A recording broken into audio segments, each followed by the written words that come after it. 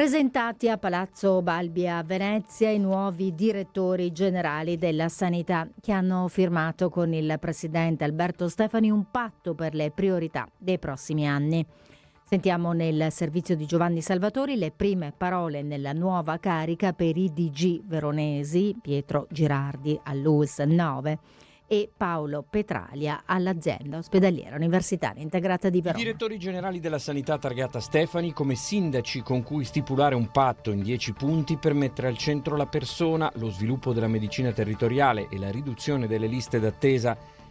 È la chiave comunicativa scelta dal presidente del Veneto per presentare i nuovi dirigenti apicali delle ULSS e delle aziende universitarie venete a Palazzo Balbi a Venezia, con a fianco l'assessore alla sanità Gino Gerosa. A Palazzo Balbi anche le prime parole dei nuovi DG della sanità veronese nella nuova carica, un ritorno però per Pietro Girardi di nuovo a capo dell'ULSS 9. Ci chiamiamo aziende, ma in realtà non siamo aziende, siamo amministratori di servizi e i servizi sono per le persone.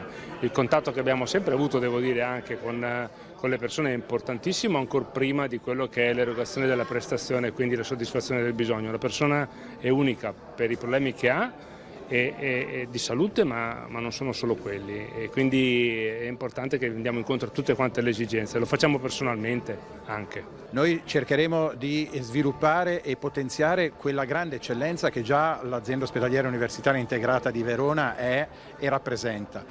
Questa nella logica che le prestazioni di salute devono essere di qualità, devono essere sicure, devono essere esigibili e accessibili a tutti i cittadini.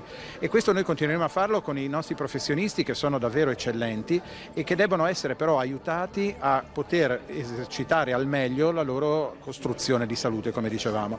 Da questo punto di vista l'azienda sarà a loro disposizione e quindi attraverso di loro poi a disposizione dei cittadini.